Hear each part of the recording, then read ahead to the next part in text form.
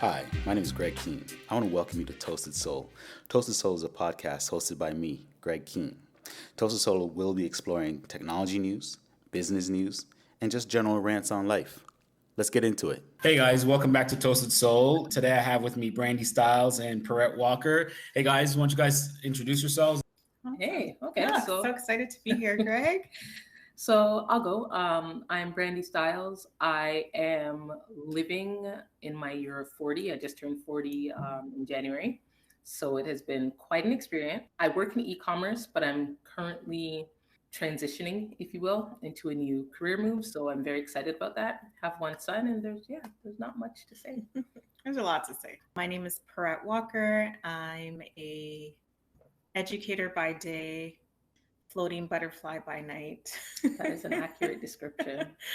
And really committed to, I think the latest thing is really committed to really actualizing working as a healer in the community and just trying to figure out what that looks like. So yeah, I'm excited to be here.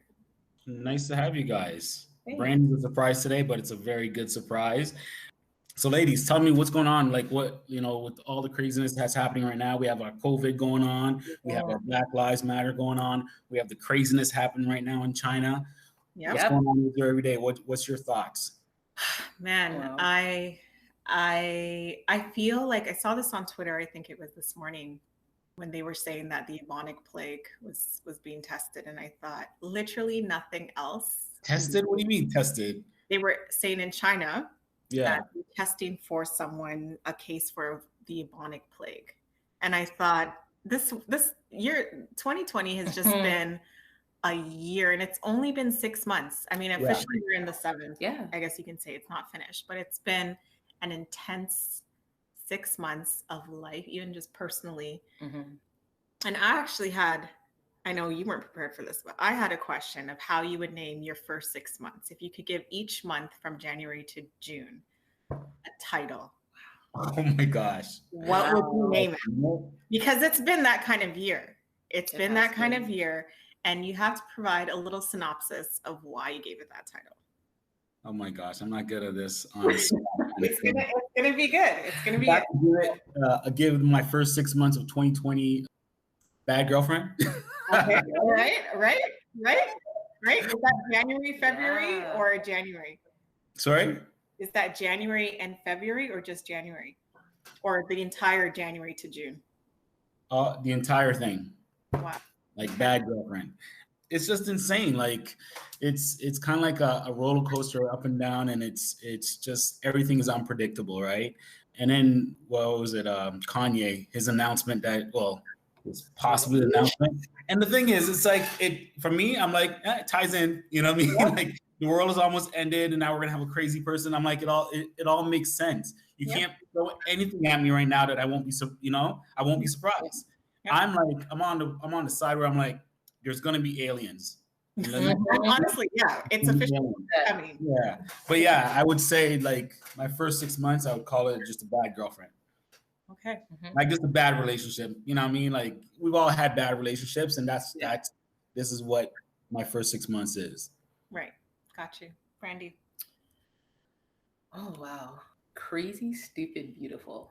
Crazy, stupid, beautiful. Okay, break it down. January was amazing for the most part. I came into the new year thinking like, this is my year. I'm turning 40. I could feel the shift happening. Had an awesome 40th birthday. Yes, and you did. then, like literally the next day, I've talked about this to you. The next day, had an amazing like get together party to celebrate my 40th. And the next day, Kobe died. And everything's been going downhill from there. So yeah, I would just say that there's nothing, I think I called it that because it's literally been so crazy. It almost seems like it's a reality show. Yeah. Like you're pumped. You're getting Like pumped. it's not real, right? Right? Yeah. Like I'm waiting for somebody to be like, this That's is actually a great title, right? The reality show. The reality show. The variety show. Mhm. It really feels like a variety show too. I'm with waiting for random someone to be actors. like, Yeah. oh, you're this. There's Ashton. This whole 6 months has been pumped. Yeah. That's how I feel. But in all of the chaos, I still think that there's a lot of beauty that came out of it, Yeah. and that is Yeah. coming out of it. I think in a way that we have been we've been forced to reset, Mhm. and it was something that we weren't doing before. Yeah, like the world was it was like a big rat race, and then COVID hit and everything came to a standstill, and we had no choice but to reset, engage with our families, engage with people on like real time, think about the things that we took for granted, like something as simple as like going to the coffee shop, Yeah. where we could not do that because the whole world shut down, and having the freedom to do that, just everything. But yet I feel that in all the chaos, even with the Black Lives Matter stuff, in all the chaos, there's a lot of beauty and transformation and breakthrough coming through that. Yeah. I almost feel like it's a renaissance period. There's so many people that I know that are like stepping up to fulfill their personal best, just because they now have the time to breathe. Yeah. And so they're creating their own joy, and they're finding meaning in stuff, which, it's good and bad for some people, because sometimes that means that we have to break away from things that we're used to. But yeah, I just feel like there's a lot of crazy, beautiful, and a lot of stupid things going on. Just got to throw some stupid in there. Yeah. Right. I think for me, it's, if I had to summarize all of it, because I gave every month a chapter. Wow. Deep. Yes. I don't remember all of them off the top of my head. I decided to write them down. But January was like depressed mode. Like it's definitely a low, just feeling like sad. Like I feel like every new year starts this way, where you're just overly processing and trying to clean out closet mentally, and then do you feel like maybe it's because we put too much pressure on ourselves? Oh, I'm totally a perfectionist. Like every year is supposed to be great and different, and so then when I realized the certain shifts have been made, there's usually some low. February was all about love. My best friend got married, and that sort of took me out of my funk. March was hard. I had a miscarriage, so that was difficult. But when I went through it, I felt like hopeful. So March felt hopeful for me. Right. It felt like I had a glimmer of hope. Things, I don't know, I left really hopeful. April was about pushing through even when you didn't feel like you had the capacity to. And so I was amazed at what I was able to accomplish, even in coming through sort of a funk like that. May's a blur. Right? Or May snowed, like it snowed in May. I don't know if we were. It did. There was snow in May, like it was raining, it was hailing, it was hot, like it was just a hot. Yeah, May was messed up. Yeah, it was so messed up. It was so messed up. Yeah. And I think by that time we were like, we didn't even know what day of the week it was. No. Yeah. Like every day was like, one big day. Yeah, it was like one never ending day. You're like, what right? Day is it? Literally through, it was just, And then June is healing again. And I think July is, I was out in the backyard the other day and I thought, I still choose joy. I mean, I know everyone's hashtagging Black joy. For me, that's not a new hashtag. Like, I mean, I didn't necessarily need to say it like that, but the idea of chasing joy, I think 2 birthdays ago, that was my... Yeah. But I feel like since I've really gotten to know you, that's one thing I can always say is that I feel like you're actively always chasing joy. Yeah. Well, thank you, darling. Yeah. So I'm feeling like I still choose joy. And I think that that's what's up. In the middle of all of what's happening, in the crazy year that has been, so what happened was my husband had a heart attack just last month. So in the middle of all of that, it's like I'm still choosing joy. Like I'm still going to while they're trying to tell Black people, even at work, where it's just been a hot mess of a time where it's like everyone's turning to all the Black people to solve anti-Black racism. It's just like I'm still choosing joy. I'm going to end. I know we still got 6 months of the year to go, but I'm still going to fight, hold on, and cling to any tidbits of joy that I can. Right? It could work out. It could work out. I think it's possible. And that's the best way to live, right? You can't really dwell on sadness. You have to choose joy. Like every morning you have to get up and just smile and say, let's do this. You know what I mean? And I think that's what it comes down to. That's interesting that you have a chapter for each month. What do you guys think about like the months to come? Like what are your predictions? I mean, like it's been so crazy, like the craziest in my entire life. What do you see coming forth? I feel like I'm not prepared. I'm not prepared to. What I mean by that is I'm not prepared to have a prediction because it's been a year of not being able to predict anything. Right. And a part of me is a little scared, like the perfectionist, controlling person inside of me that I like to deny that doesn't exist. What's your sign? I'm a Taurus. Taurus, okay. Yeah. So like I guess we are who we are, sometimes I'm in denial about that. Sometimes I'm not. And, one of the things is we push through. We're pretty aggressive in our own ways, although I'm read very quietly.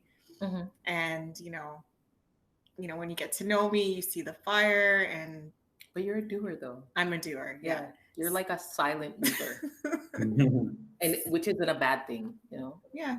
It's just, so I feel the ways that I literally can't control the next step. So much so, and this sounds really morbid.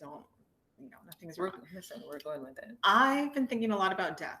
I've been thinking about the way this year has been so unpredictable. Are we ready to die? Are people ready to die? I had that conversation. Am I ready to die? Yeah. You have to think about that. I've been thinking about death for since I was a kid. Because I look at it, funeral is real in my head. Like that funeral life is like and it's I think when we talk about death, I think a lot of people look at it as this morbid, like, oh my God, is this person, do we need to call someone for this person? But death it's integral, it's part of life. So to not think about it, I think is weird. When it happens, it's the one thing that happens to all of us. Yeah. So to not think about it is to me weird. And it's not a morbid thing to think about. It's just like thinking about what am I going to be doing tomorrow, right? That's how I look at it. Yeah. The next 6 months, like I said, I believe that there will be aliens, period. And if you look at it, at the beginning of the year, the US government released all those videos showing those UFOs, right? So I think it's like a build up towards it. Other than that, come what may, it's like bring it on. I've gone through the fire already in the past 6 months. So it's like you can't throw anything new at me. Right. Yeah, for sure. Exactly. Yeah, it's literally an anything goes, I think, in my head.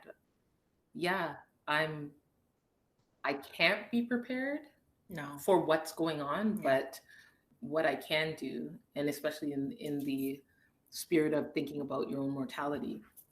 And so I'm sitting here, especially with COVID, and saying like, there are so many people that were here and then this thing happened and it has no rhyme or reason.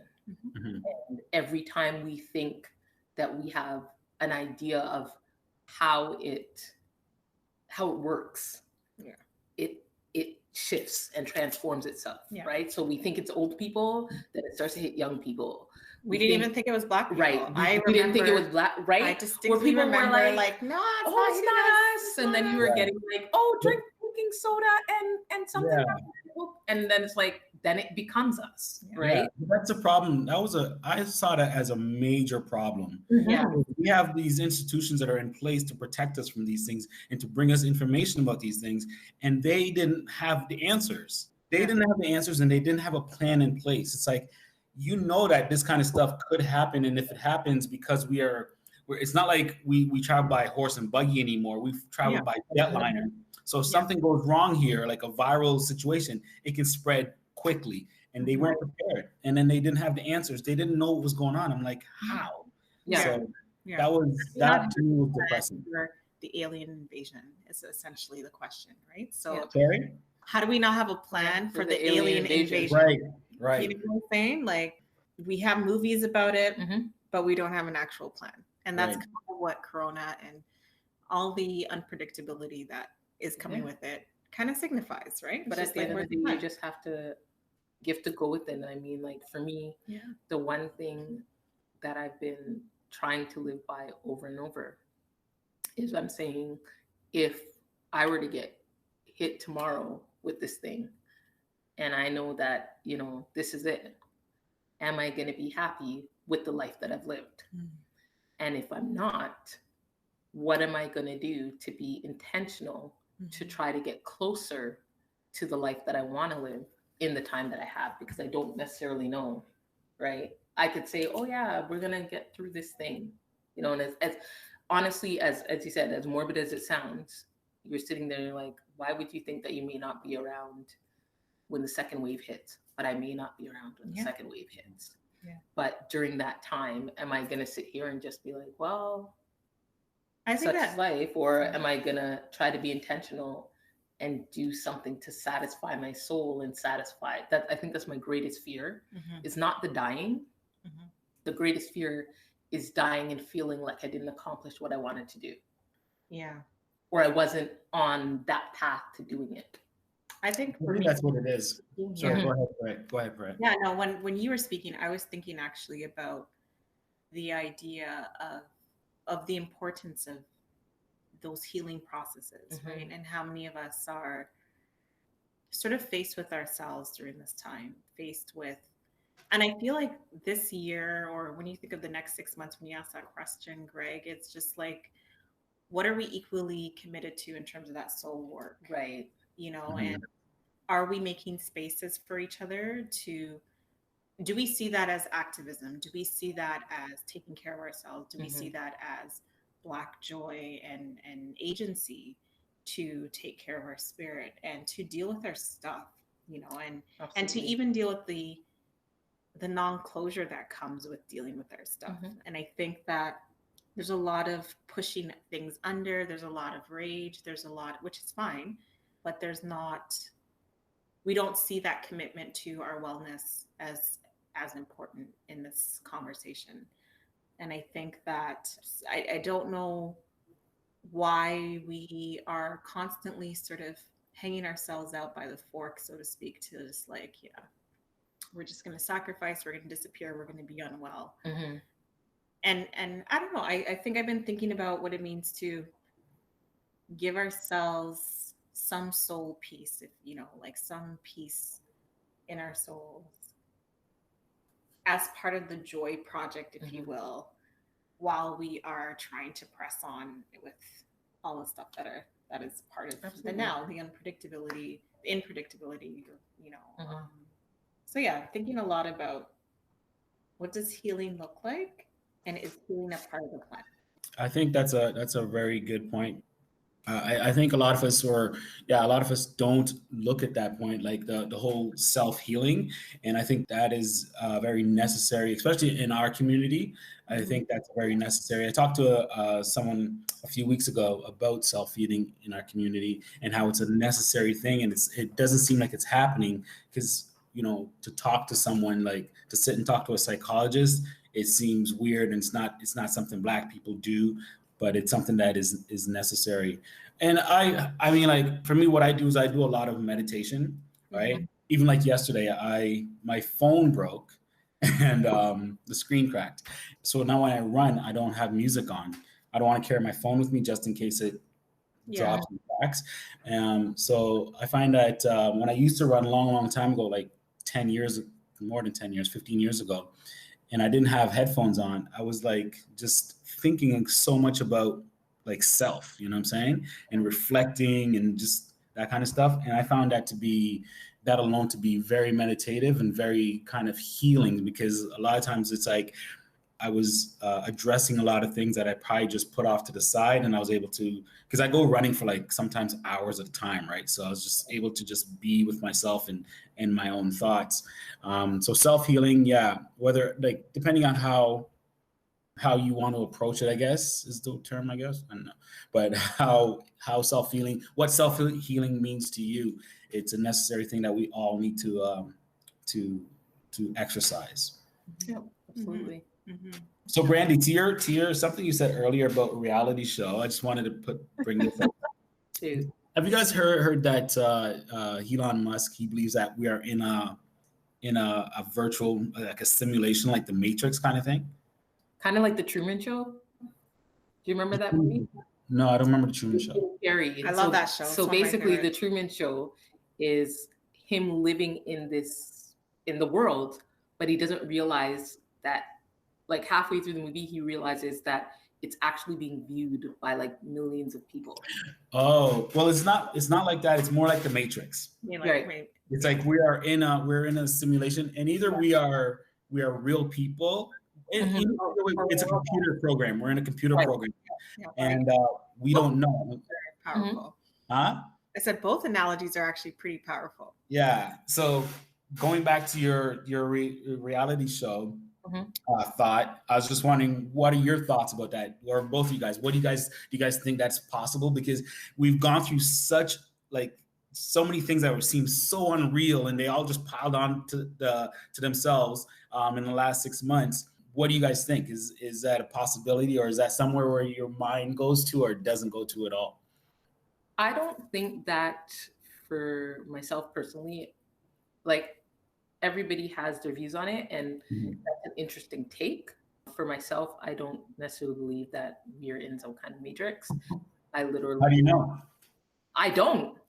But I just feel like the belief system that I was partially raised with, that I came to critically think about and unflesh for myself to get meaning in that.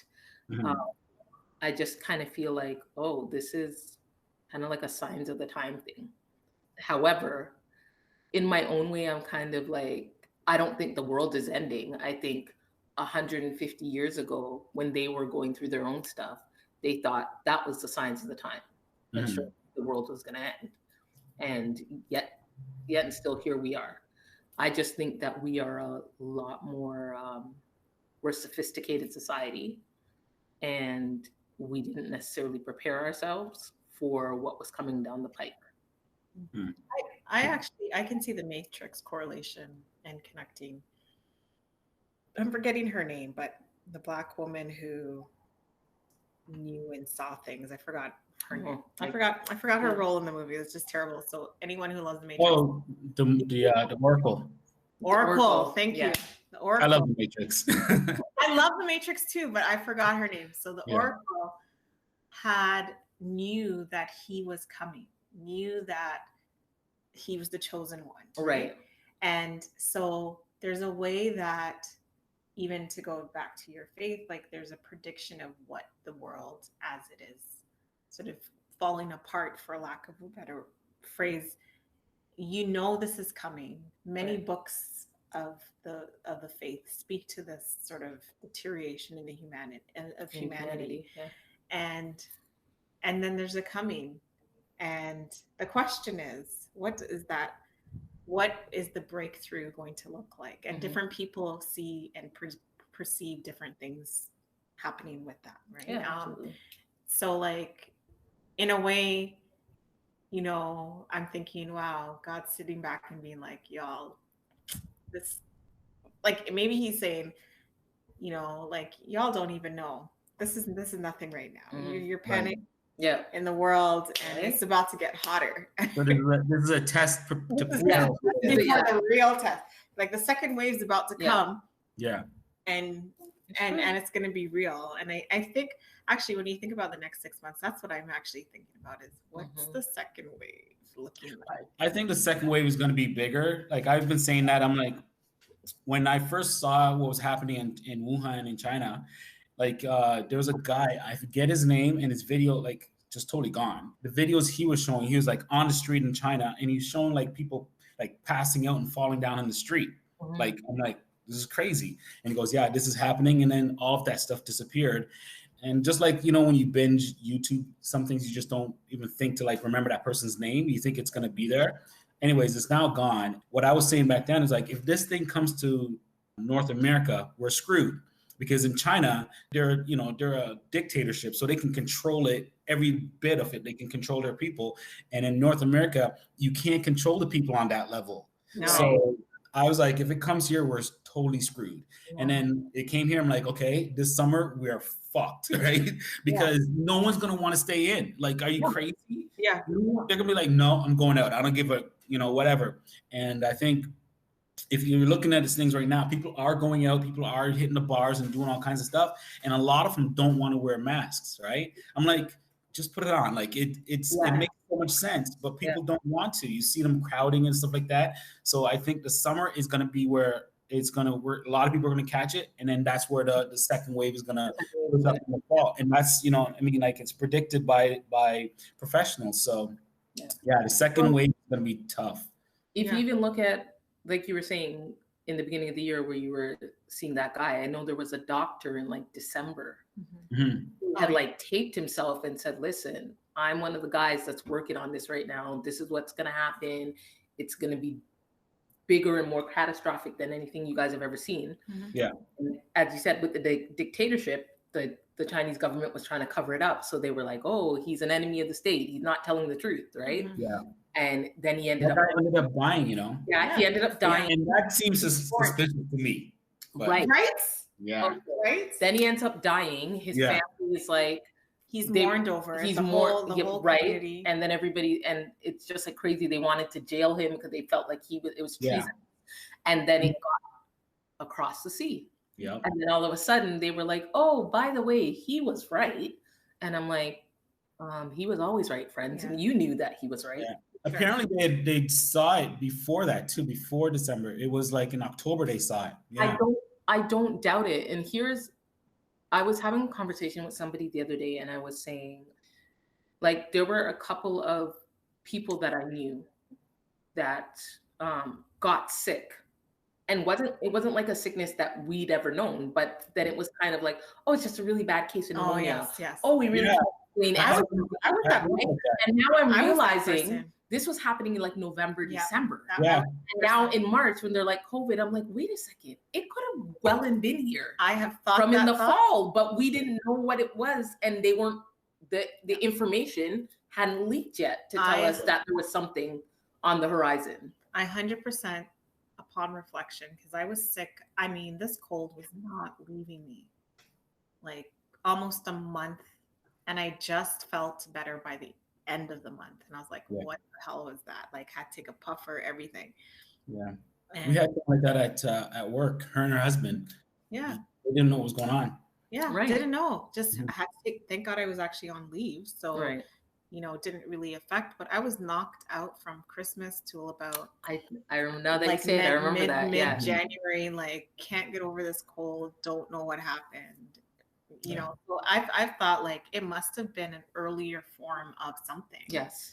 That may have been out there. I think it's Dr. Rhonda Patrick, I think. She's saying that you have to just make sure you have like buffer up your immune system. Yeah, she talks a lot about that. And what she's saying was vitamin D is very important. And especially for Black people, we don't get as much vitamin D. So she's just like, take as much not as much, take like the daily dosage or whatever of vitamin D, what your doctor will be able to tell you. Yeah. I think it's something like for non-Black people, it's supposed to be like 500. Well, I take 4,000 IUs.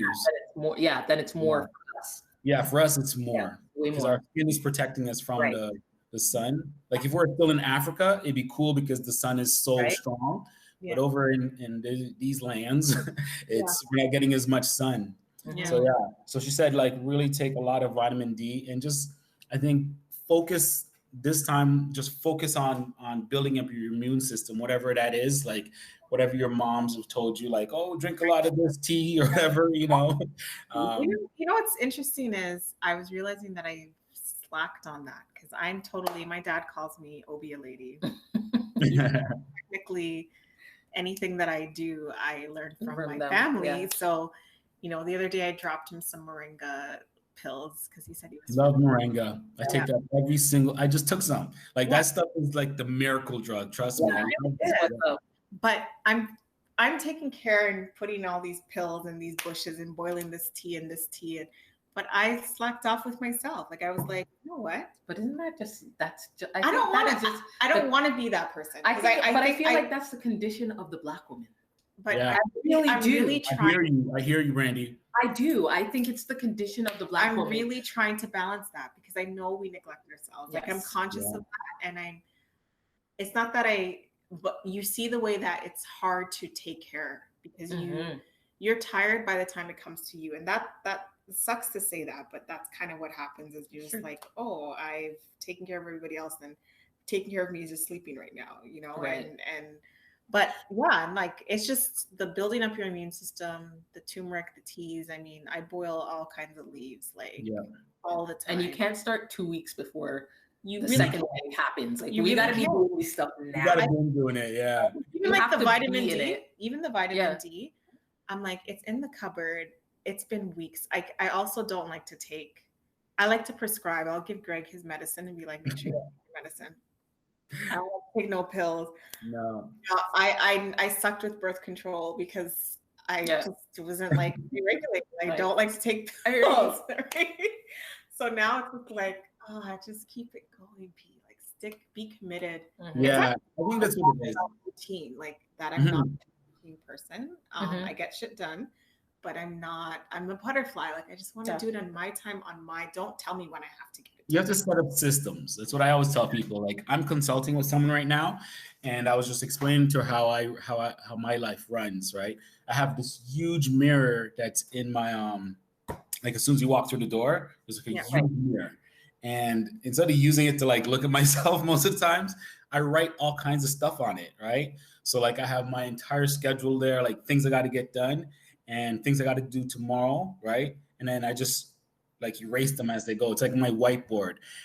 And then for my morning routine is my taking my medication, like not medicate, but like my vitamins and stuff like that. Mhm. And so I have a little bowl that I put all the pills in. So I'll get up in the morning, I'll take my pills, like vitamin D, moringa, just all kinds of stuff. And I pour them all into the little bowl. Then I get up in the morning, I have them, and then I refill and I put it in another spot and I just repeat. But I think if you set up systems and you just try to stay with it, those systems become part of your life and you just do it. So Yeah. tell me more about this pill bowl. Is it daily pill bowl or do you have the bottles of pills in it? What do you mean? Like I just like I have my vitamin D, so I take out 2 vitamin Ds. They're You have 2,000 IUs each. Huh? You have 2 pills inside the bowl. So like your bowl, it's like candy jar, but it's pills. Right. Yeah. Okay. So daily candy jars. Yeah. So I just get up, pop them all, and then I start my day. And then I refill it and then start my day. I actually think I'm gonna buy myself a pill container and do the same thing. Because I work well with things organized and look pretty. Mhm. Yeah. That works for me. It appeals to me visually. So it's easier to be like, oh, okay, I've laid it out and I just pop, and I never thought to do that because you typically think those containers are for when you're ill and old, and you think that's when you sort of lay out your pills situation. Yeah. Because I know I suck at it. I know it. Like if I could put drops of vitamin D, because I take the liquid into some sort of thing that I put daily, I would do that. But I know I can't do that. It's honestly, I agree with Greg. It's just a system. I was horrible at doing it. And then I got really sick and I had to commit to myself to take care of myself because I was taking care of everybody else. And I broke down and I had to, the best analogy I ever heard of was I was listening to a YouTube video once and a motivational speaker said, imagine yourself as a cup and a saucer. And you're pouring into the cup. When you pour into the cup and it gets filled up, then it runs over. You as an individual, or not you as an individual, but us as Black women, because it was specific to Black women, us as Black women have a instinctive and natural habit to take out of that cup and give to the people around us. Yeah. When in actuality, we're not supposed to be doing that. Yeah. We're supposed to be giving them the overflow. Mm. We're supposed to have what's in the cup. That's for us. If we're giving them out of the cup, we're giving them our reserve. Mhm. You're depleting yourself. Yeah, you're Exactly. depleting yourself. So what happens when you give out of the cup? Then nothing overflowed. Nothing. Right? Yeah. So then there's nothing for anybody. You've already given them, and then there's nothing for you. Mhm. And I really had to, that stuck with me. I heard it a couple of years ago, and that's really stuck with me. So this time around, when I got Fill sick, in your cup. I just had to keep reminding myself, fill your cup, fill your cup. And so I ordered all the things and did what I needed to do. And I used to do the same thing. I hate medication. I can never remember. And I literally was just setting timers in my iPhone. Oh, that's a good idea. Right? Too. I work Setting on timers calendars and then writing like, oh, time to take your iron pill, time to take your such and such, because then I'm trying to space them out so that they don't counteract with each other, because there's some that counteract. Yeah. Yeah, it literally took about a month, but then by a month I had it down to a science, and then in 2 months I could see like, oh, I'm starting to feel a shift. By 3 months I felt like a totally different person. And then the people around me were like, man, you're just like on the ball, and you're in a different, like you're in a different zone, you know. But it was literally because I was taking care of myself. And it's something that's really, and I think there is a joy in taking care of yourself. And I don't think we put enough emphasis on that. So Right. you said that, and I thought to myself that, you know, especially with a lot of the anti-Black racism that's happening, and the blatant white supremacy, patriarchy, all that stuff, is the need for us to commit to filling our cup. And that, I think that's why that healing piece has been so important to me. And you know, I think there are other radical thoughts around, we don't have time to care about that because that's going to slow us down. And there are people who think put that aside and just keep. I think different people have to play different roles. Absolutely. And I think that even just the idea of pausing to love on each other, you know, and what does it mean to make space for our sensuality, our ability to feel, because a lot of us are in robotic mode right now. How are we filling our cups, and what does that cup look like? What do we need to pour into that cup right now? Right? Some of us really need to, I was going to say, have a side tank. Like, I don't know. You know what I mean? You know, you need your thing. You need to feel the humanity of all of who you are, you know? And I think even in this, with the Black Lives Matter, one thing that I've been taking from it is it's okay to say we're not okay. I think it finally gave us the freedom in this cycle to be like, no, actually, I'm not okay, because we're used to sucking it up, right? And people actually have time to listen. Yes. Which is annoying, because it feels, it's good, sure, if you care about what the people are saying, but it's also annoying that suddenly Black pain is trending, and we want to hear about Black pain. But even if you look at it forget the outside people. Yeah. Your inner circle, in your community. Yeah. For you to be in your house now and be able to say the words, I'm not okay. Yeah, it's powerful. Today I had that situation last week where, you know, our house is kind of seen as the quote unquote big house, big mama's house. Everybody comes there and gets what they need. It's literally Sunday food. Yeah. Food Sunday. And last week, you know, I'm in my family, I'm kind of the fixer. Everybody kind of comes to me and runs ideas, and this is what's going on. And I give advice and say, you know, look at this perspective, try it this way, whatever. And I literally could feel myself buckling under the pressure last week. That by the time I got to, I want to say, I felt it on Wednesday. And by the time on Thursday, I got to Thursday and that phone rang, I had just like decided like, just to find my joy. Like, you got to find some joy. I came out not even being like I normally do my gratitude. I couldn't even do my gratitude. And I was like, something's off. And I ended up like, I think I put on a song in the bathroom and ended up dancing in front of the mirror in my underwear. Yeah. And right. And just was like, okay. And jumped in the shower and like just took a long shower, just trying to decompress, and came out. The minute I came out, the phone rang. And of course, somebody's coming to come and tell me something, that a problem they have, they want me to help fix. And for things like that, when people, like, we have to learn to turn off our phones. And then you have to also, as yourself, you have to think that you have to know that problems will fix themselves. Yeah. You know what I mean? Like, if you let it go, because sometimes people just like, they'll just come to you like, hey, Brandii, I need your help right away.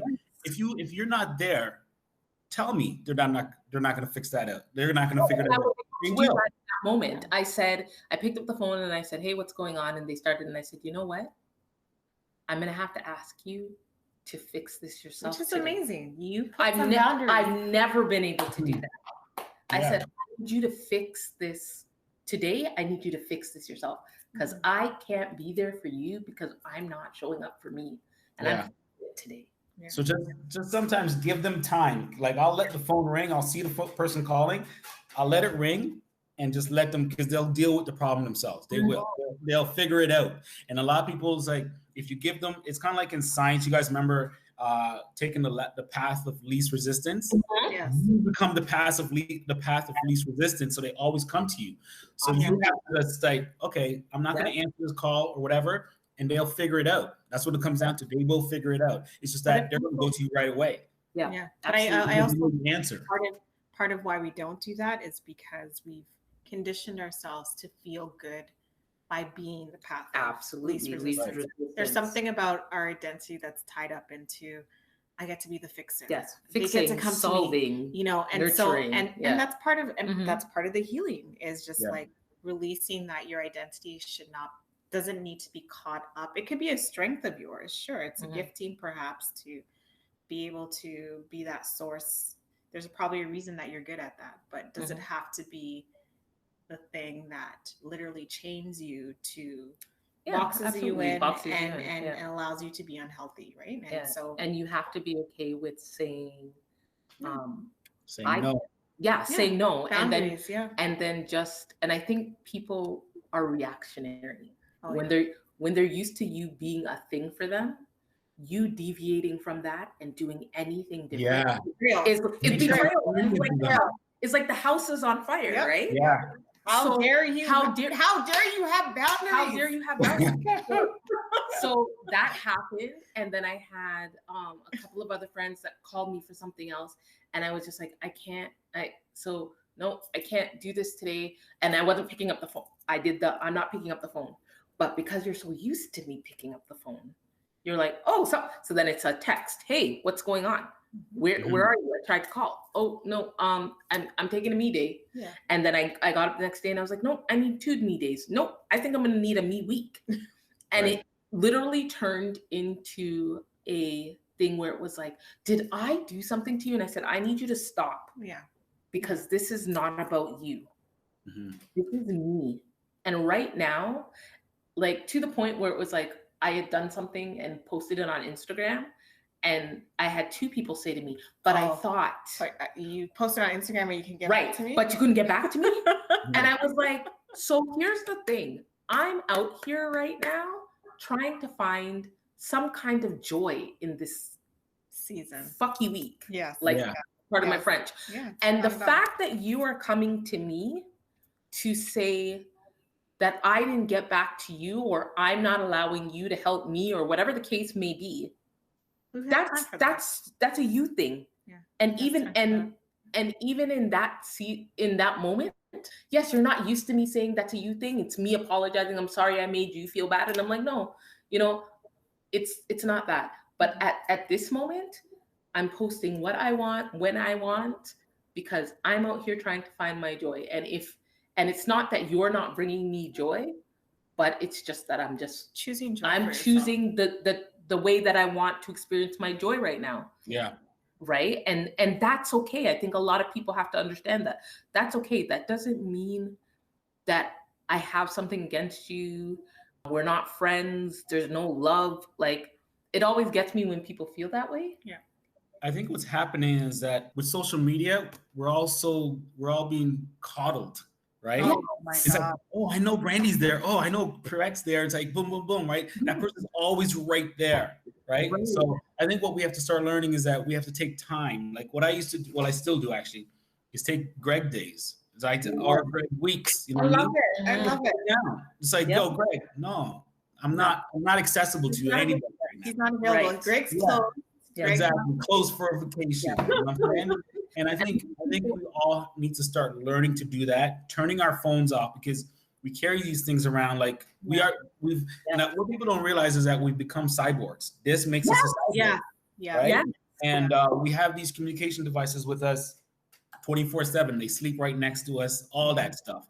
You need to learn. Like I've had cell phones since 1992. So I've had it longer than most people. Right. And I learned like, shut it off. Like you can shut it off. You can literally turn it off. And the thing is, while you can still turn it off, because I know one day you won't be able to turn it off. So Yeah. while you can still turn it off, you should learn how to turn it off. And to say, this is the me time. I'm going to take some time to go for a walk, read a book, like just be with the thoughts in my head, talk to God, whatever it is, you know what I'm saying?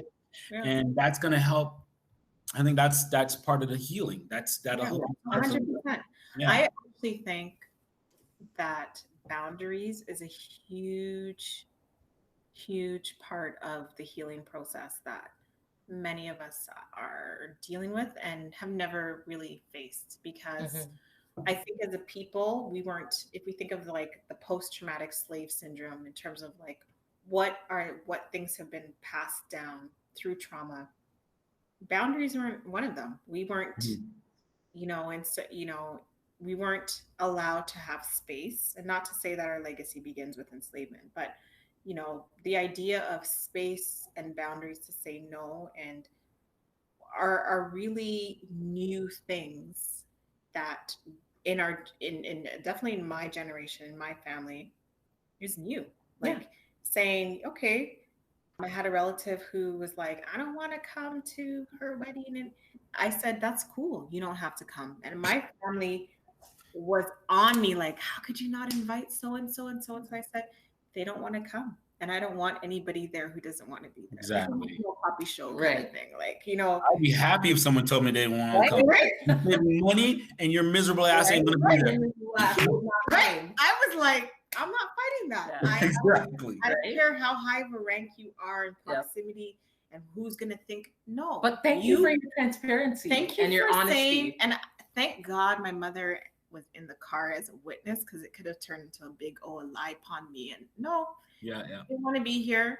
I respected it. I didn't fight you on it, because I know that I had a particular plan of what I wanted for my particular day. And that continues. Even now, it's like my husband and I are different sort of space in terms of asserting. It took a long time to even get to this level of like, this is the capacity that I have to offer myself or to give to this space or to take on your shit. It's like, this is all I have today. And P might be closed. Like P might not have anything to give anybody today, and you're going to be okay. Right. Because you're going to find crackers and cheese and you're going to be fine. Right. It's just going to be, so I feel like us learning to come to a place where we assert our boundaries is new, and we need to encourage that. Even for me, sometimes receiving that, so being on the receiving end where Greg's like, Fred, I don't have time for you. Sometimes it takes you back where you're just like, I gotta know. And your insecurity comes in where it's like, what did I do? And you do all that stuff. And it's just like, it's not about you. This person simply said no, and that's okay. Right. So I really think in terms of that healing piece is really thinking about, what do you have capacity for? Because there's a lot happening. We started this conversation with like the first 6 months and all you've been through. And it's not the end of the year. We're not even close to the end of the year, so to speak. What do you have capacity for? And being able to assert those boundaries, especially now, because the unpredictable is just continuing. Mhm. Yeah. And just appreciate the fact that people are burnt out. Yep. Yeah. Burnt out. And we're just burnt out on a normal day. And now we're in a COVID year. Yep. Like, this is the unexpected. Yep. Even kids are Kids are burnt out. And the Kids are educator done. will tell you Are that. they burnt out or are they just bored? No, they're burnt out. Yeah. The thing is, there's a trauma that children have Mhm. gone through that's Mhm. not been spoken about enough. Kids literally are like, before we used to be like, come off of your devices and come off. Like their socialization has been jacked up by this whole thing, and they don't know how to Maneuver. how to maneuver. That's stressing parents and so forth and so forth, right? So It's actually it's a trauma for them because they're also not, and it's a trauma for parents because we're not used to being around each other for 24 hours a day. Yeah. When we started COVID, I work from home, so I'm used to my son leaving at 8:20 and not coming back home till about 3:40. I have that time to work or do whatever. Now all of a sudden you're around 24/7. It was a lot for me because then it was like, now I'm like your remote teacher, even though you have a teacher, you still I'm the remote teacher, I'm the head counselor, I'm the head cook and baka washer, I'm all of these things, right? And I'm just like, I used to get 8 hours off to not do this, and now you're here, and now you've been here for 6 months. We just started the summer. I'm ready for you to go back to school. We don't know if you're going back to school in the capacity you're used to going back to school in.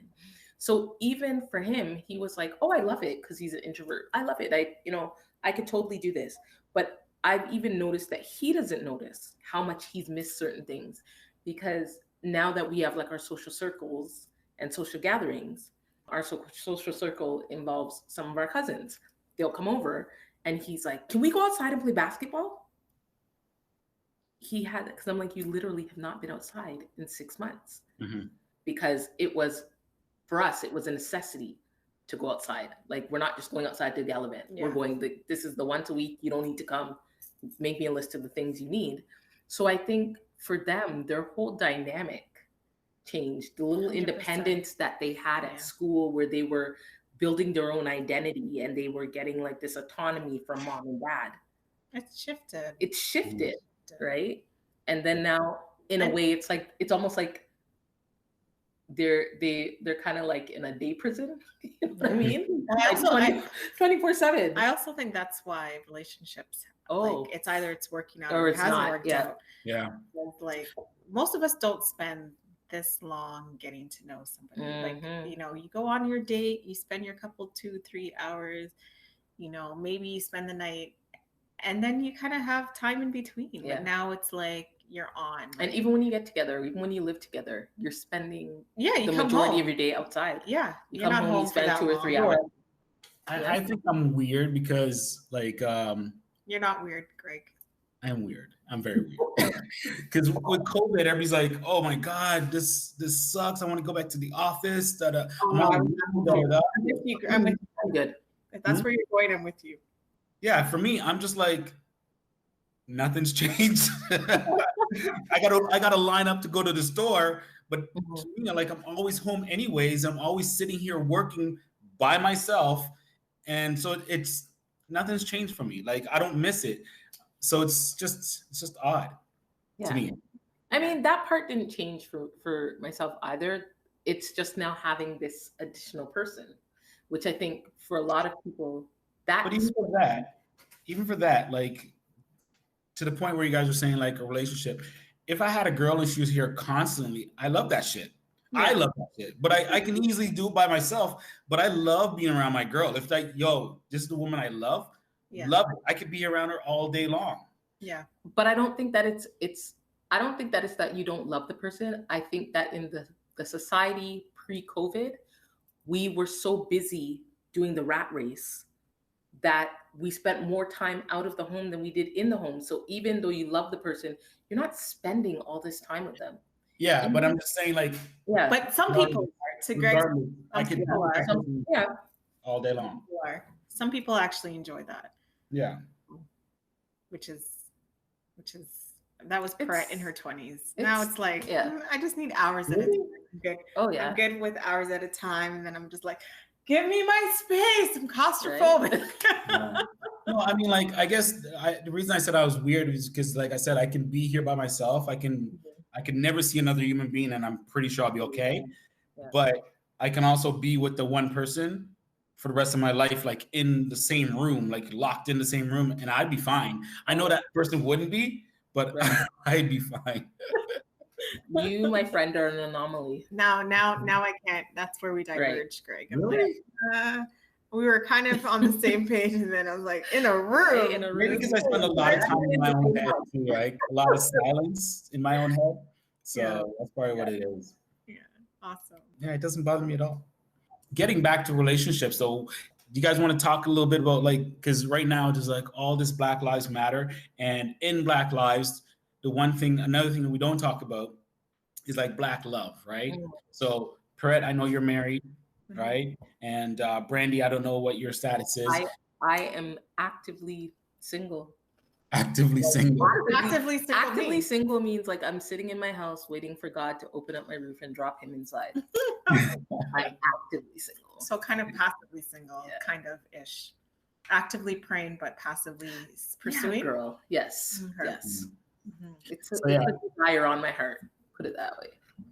So Black love, how would you guys define Black love? Wow.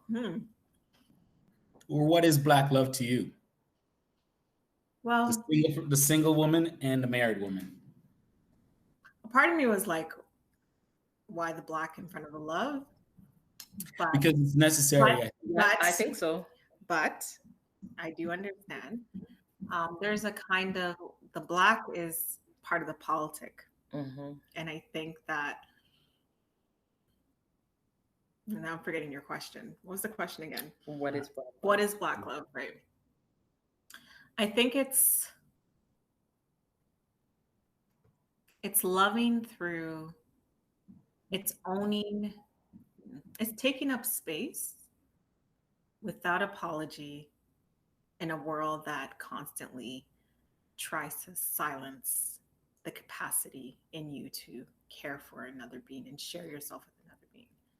And I think that, like in my experience, there's constant shock, even amongst our community, that you can find love, that you have the capacity to love, that you have the capacity to share, to have a choice. Because I do think that love is a choosing. I don't think that, I feel like I could be so fickle-minded, like, today I love you, today I don't love you. Sometimes it feels like, there's a way that, we're pulling the petals and like, I love you not, I love you, and so it's a constant in a world that's always trying to question your arrival at where you are in choosing to love somebody, where you're persisting anyway, that you're choosing joy anyway, that you're choosing love anyway. For me, my lesson is I'm amazed at what you can get through together.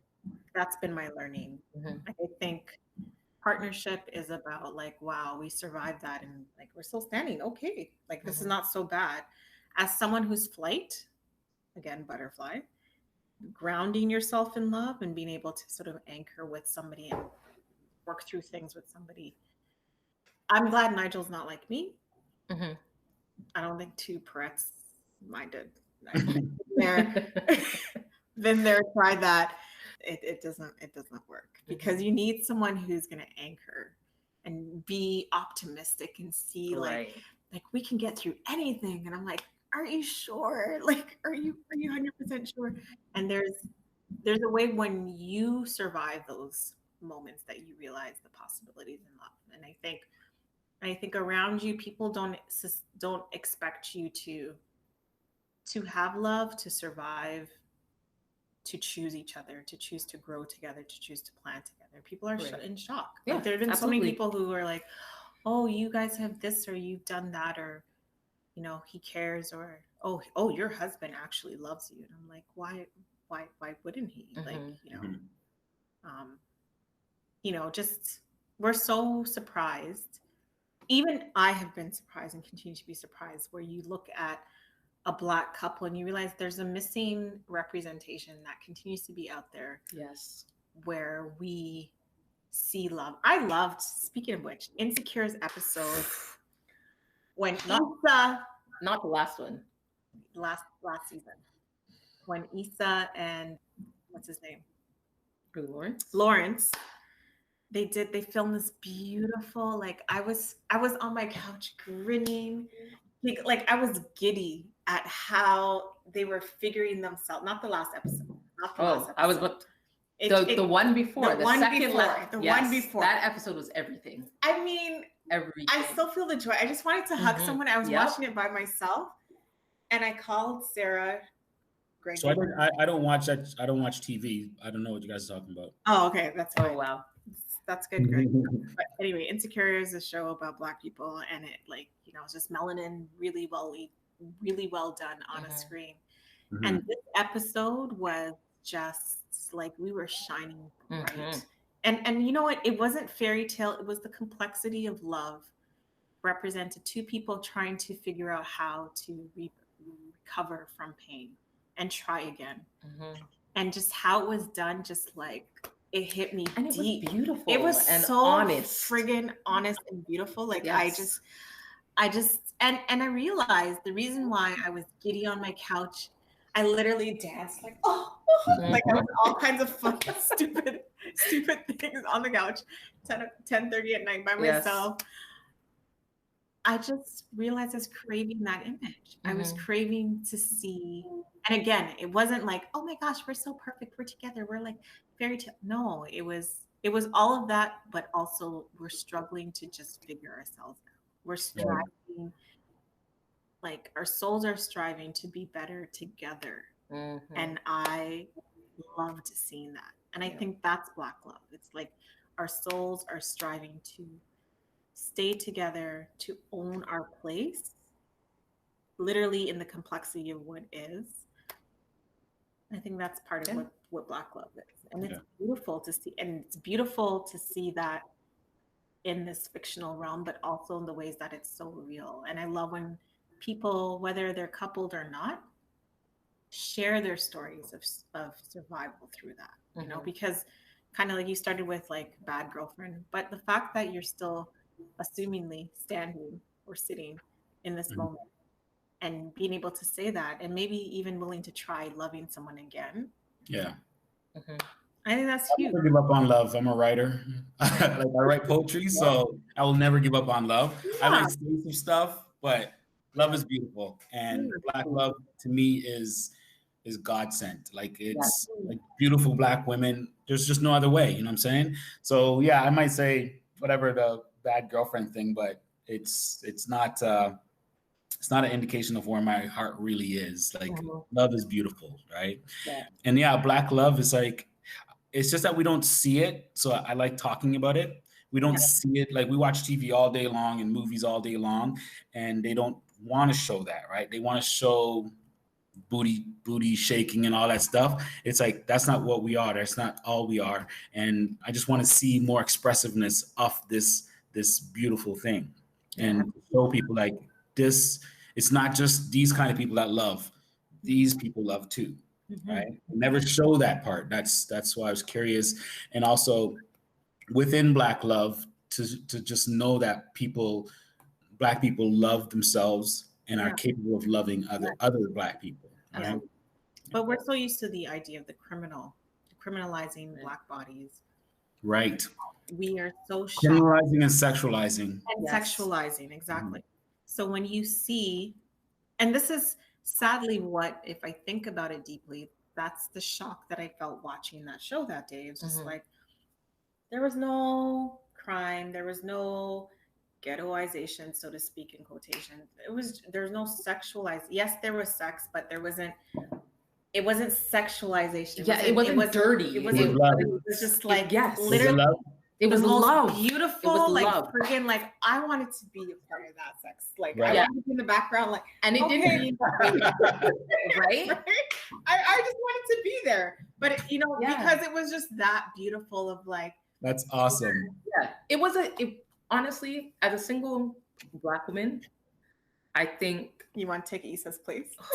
girl, say the word. Swap it out. Say All the right, word. Lawrence. As a single Black woman, I think a lot of the time, and I think it's society and the images that we are given that are not really reflective of us. We, like, I always have to say to a lot of people, like, we're not a monolith, right? We really aren't. Yeah. And the fact that we can take one stereotype and cast that against everybody, and then in a way, that's what, like, society, the oppressor, gives out and shows, and then we soak that up and we start to live that like that's who we are, right? And that's not who we are. And so when I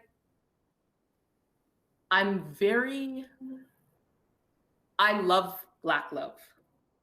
I know that for a fact. I know people are people, but I love Black love. I'm committed and dedicated to one day being in a wholesome, loving, effectively communicated relationship where I can love a Black man deeply, see his flaws, love him in spite of his flaws, and want to support him, build him up, add to him, create a legacy. Things that and I think why I feel so strongly about that, I always say, like, we were never, like, you have to think about it. A couple hundred years ago, we weren't even considered people.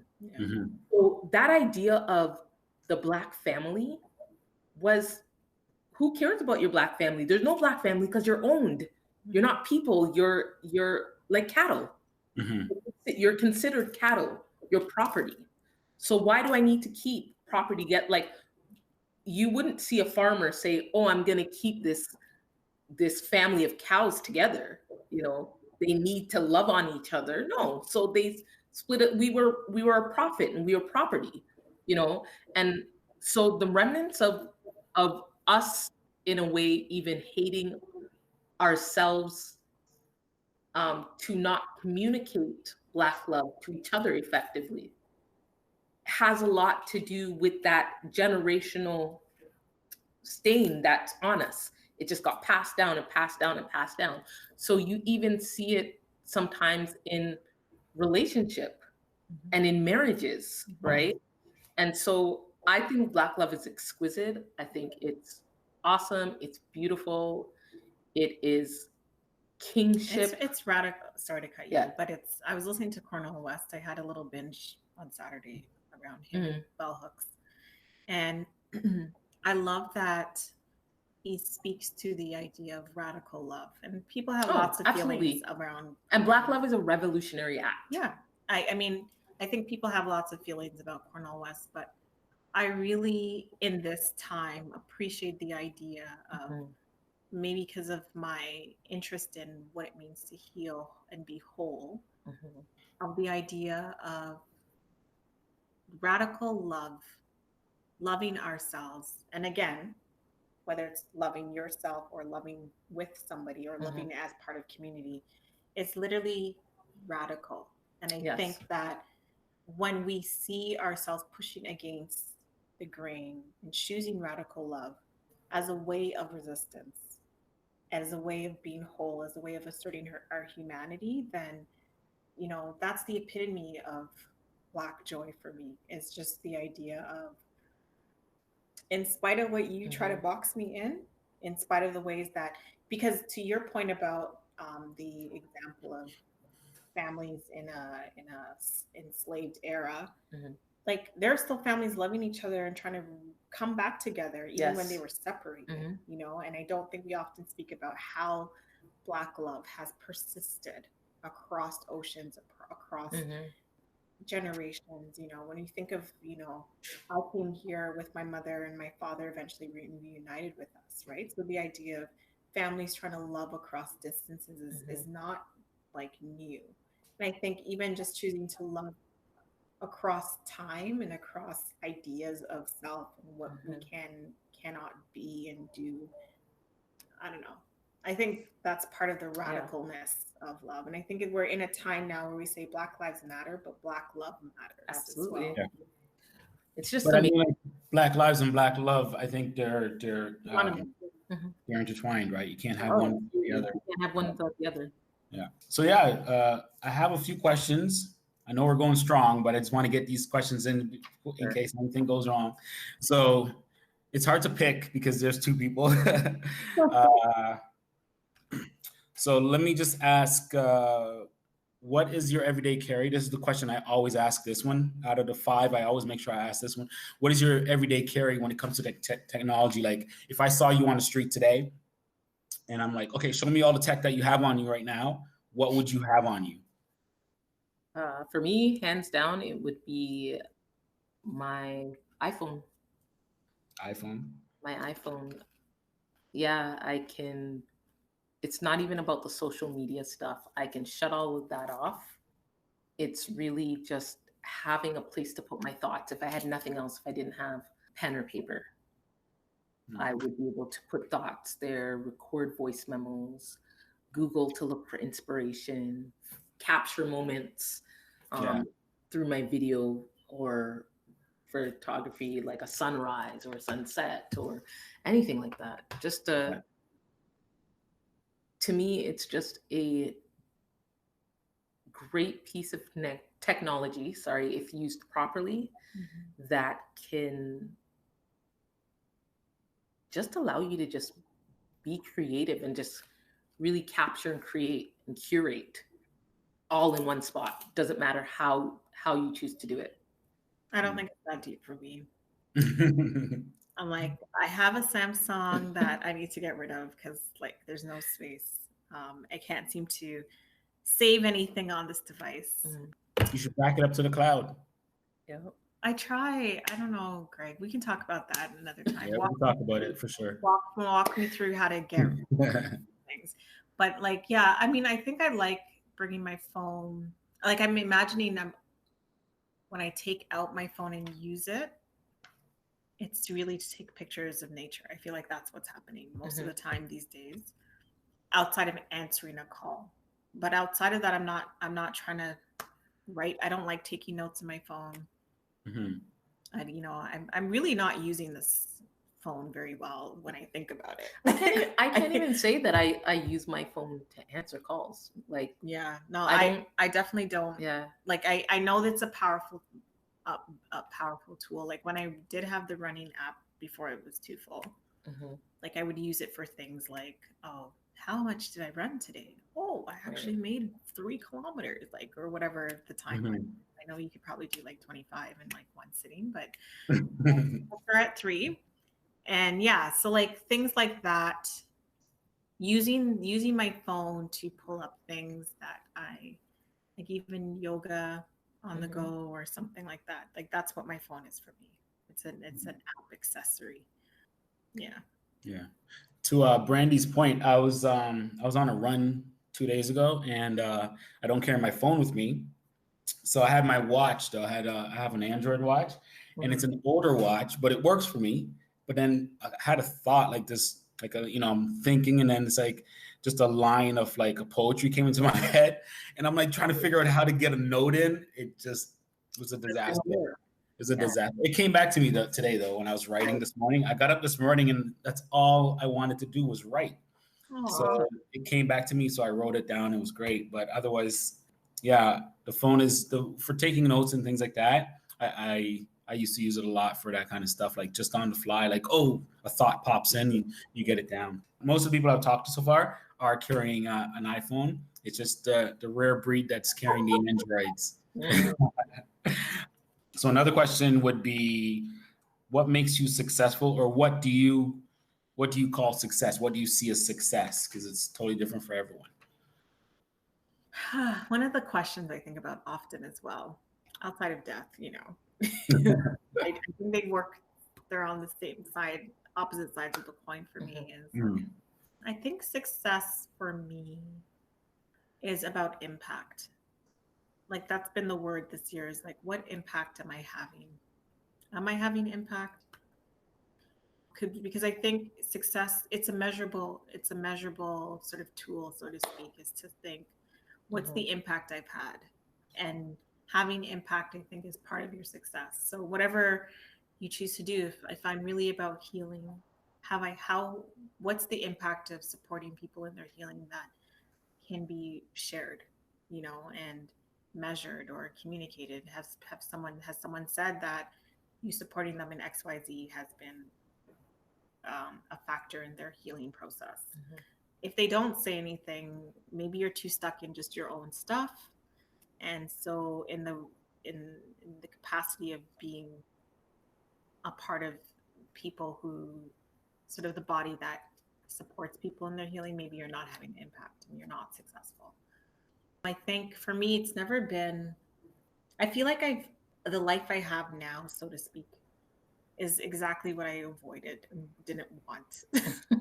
I didn't want the house and the white picket. Like, I feel like I totally have the white picket. I do. I have the white picket fence life. Okay. I didn't want that. I thought I was going to be, so much so when I got married, my dad's like, wow, we're actually putting on clothes to go to your wedding. Like, that's a lot to me.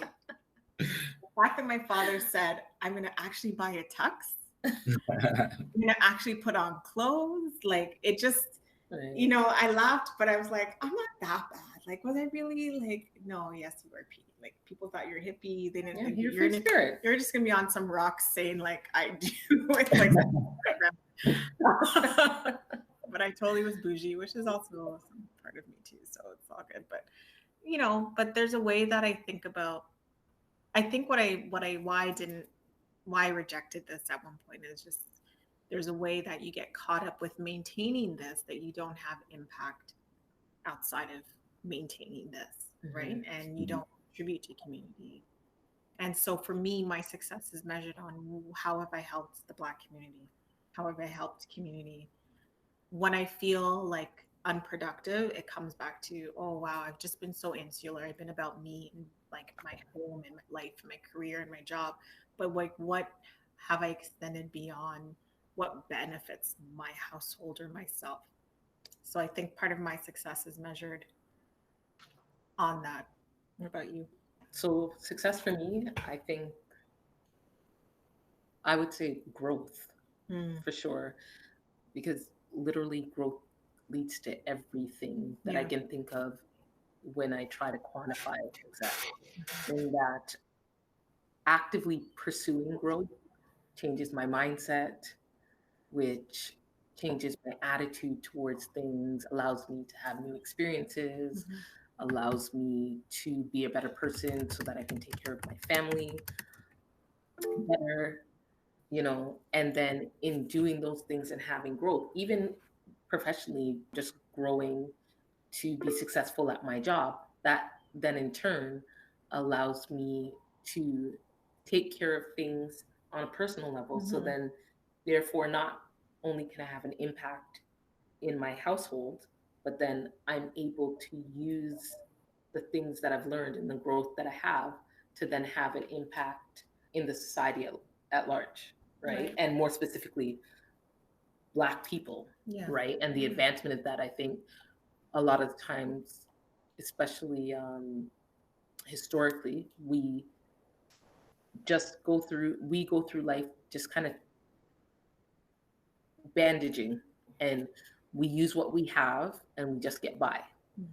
Where it's like, if I take care of me to the best of my ability, if I grow within me and do the things that I need to do, and I have that self-love piece, I have that healing piece, I find the joy, you're already successful. Right. I can spread that. It's a trickle effect. And so that for me is really what I define as success.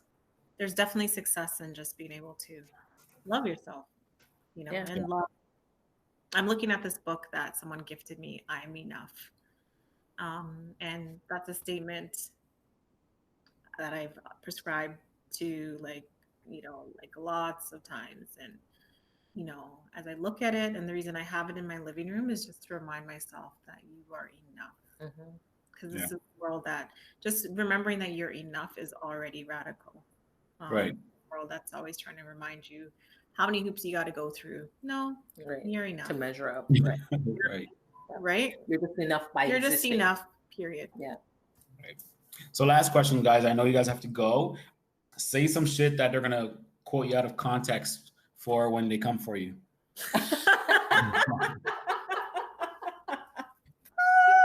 That is a good one. Oh, man. Wow. When they come for me. Come for me. Like something you said and they're going to just Come through the side door. Context. Come through the side door. I say that because someone's going to misquote that in the sense that I'm just saying that I want you to social distance in a particular way. Mm-hmm. So don't come through the front door, but that's going to turn into a whole bunch of, who does she think she is? Come through the side door. Like, I don't know. What else are they going to misquote us on? I get misquoted all the time when I say boundaries. Yeah, boundaries, or I'm gonna, you're gonna catch these hands. People are forever like, what? You want to get physical with me? And I'm like, no, it's not necessarily a physical thing. It's don't bring me out of myself to read you, essentially, right? So be very careful and very, very selective with what you say to me, because those words have power in how I interpret it, and then in kind respond to you, right? Mm-hmm. You're gonna catch these hands. Black Lives Matter is going to be counted out of context. That's been Black Love Matters. Yep. My blackness is not a trend. Right.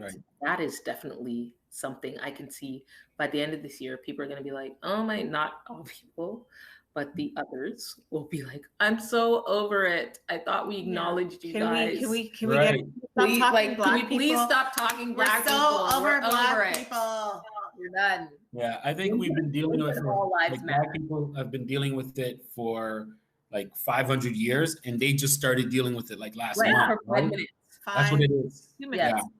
Yeah. I mean, like that's a whole can of worms. Like I've talked to other people about it, and just how like all of a sudden they see us. It's like, I've been here the whole time. It's very annoying. It's very annoying. Even within a religious community, like I'm a little annoyed with the church too, because it's like, oh, now we're trending, and now everyone has the Holy Ghost, and like Christians are like, really, guys, where have we been? Where have we? Well, we've been sitting on the sidelines. Like, we've been the all lives movement as far as I'm concerned. Well, that's part of the problem. So, but I think we're getting a little more. We're moving from a little more Martin. Not that there was anything wrong with Martin, and we're getting a little more Malcolm. I don't know. I think Malcolm is necessary. No, I think we're starting to head in that trajectory, and there's nothing wrong. Okay. Two very different men agree to disagree. That's fine. But I think we're just touching Martin now. Well, I'm gonna let you know, I'm on my Malcolm. I've been Martin. I'm on my Malcolm right now. Well, I want you to come and ask me stuff. The Black church catch these hands. Is not at Malcolm yet. They're just they're just waking up to Martin. No, me and church have a different outlook. Right? I have too much to say about churches, so I never talk to people about it because I'm totally like, don't talk about religion and politics. No, you know what? I want to, but like I'm just not on the same page, and I don't understand. There's just too much. I can't talk about it. Yeah. Like everybody will be mad, and then we'll be like another hour. But yeah, guys, this was great. I'm happy that Brandii came on board with us today, and we had a great conversation. I hope you guys will come back on again. Absolutely. That would be a So yeah, any plugs you guys want to put in? You want any people to go to your Instagram or anything like that? Anything coming up? I have a blog. Okay. It's called Styles by Night. So it is a lifestyle blog. I'll plug our last post, which is an open letter to our kids as Black children. Mm-hmm. And so that I really haven't been able to create anything since writing that a couple weeks ago, because I feel like it took a couple weeks for us to even conceive it and write it, because the mood was just so heavy and we didn't know what to say. Mhm. And now it's out, and now it's like people are like, what's next? And I'm like, oh, we'll see. So is that stylesbynight.com? Yeah, Styles by Night. So it's STYLES by, and then night with a K. So KNIGHT.com. Oh, night. Okay. Sweet. All right, guys. I guess we're gonna wrap today, and it was really nice talking to you guys. All right. Yes, Thanks you so much, too. Greg. So good to talk All to right. you. Nice seeing you again. Bye, guys. Bye. And that brings us to the end of another episode of Toasted Soul. Thank you for listening and supporting Toasted Soul. Visit us at ToastedSoul.com to leave comments or book guest appearances and to get news on Toasted Soul. Please join us again next week. And as always, live with soul.